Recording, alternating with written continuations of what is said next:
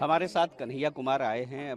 बिहार पहली बार आए हैं और कहीं ना कहीं चुनाव प्रचार में, चूंकि दो सीटों का उपचुनाव है और कहीं ना कहीं इसको लेकर के कन्हैया कुमार पहुंचे हैं। इनके साथ जगदीश मेवानी भी हैं, साथ ही हार्दिक पटेल भी हैं। हम बात करने की कोशिश करेंगे कन्हैया कुमार जी से।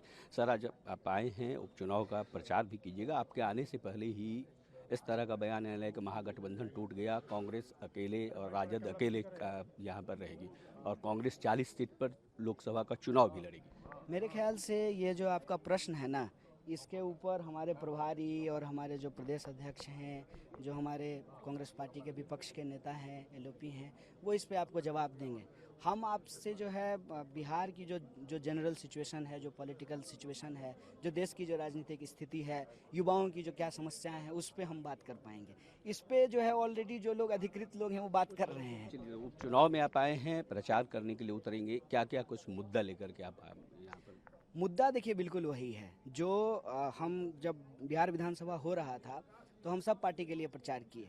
मैंने लेफ्ट के लिए भी प्रचार किए, कांग्रेस के लिए प्रचार के लिए, आरजेडी के लिए भी प्रचार किए।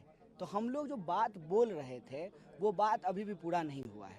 चाहे रोजी का सवाल हो, रोजगार का सवाल हो, शिक्षा का सवाल हो, स्वास्थ्य का सवाल हो, विकास का सवाल हो, विस्थापन का सवाल हो, या बिहारी जो एक आइडेंटिटी है, चूँकि हम बिहार में पैदा हुए तो हम बिहारी हैं, तो उसके जो आत्मसम्मान का सवाल है। आप देखिए कि हमारे यहाँ रोजी रोजगार नहीं है तो हमको जाना पड़ता है बाहर। स्वास्थ्य की अच्छी व्यवस्था नहीं है तो इलाज के लिए जाना पड़ता है बाहर।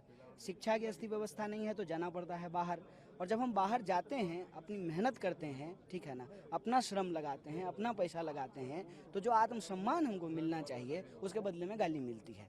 तो ये जो बिहार का सिचुएशन है, जिसमें परिवर्तन पिछले कई दशकों में नहीं हुआ है, उसको बदलने की ज़रूरत है और यही हमारी प्रमुख लड़ाई है। यहाँ लड़ाई प्रमुख किस से है? जदयू से है, एनडीए से है, या राजद से लड़ाई है आपकी? यहाँ लड़ाई जो राजनीतिक अकर्मण्यता है उससे है।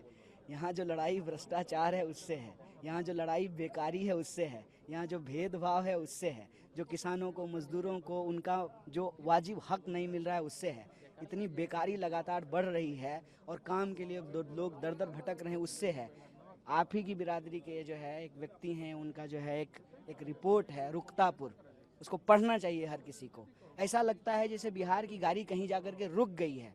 तो वो जो ये जो कहा जा रहा है ना डबल इंजन, इस जुमले के खिलाफ जो वास्तविकता है कि गाड़ी आगे बढ़ ही नहीं रही है, उसको आगे बढ़ाने की है।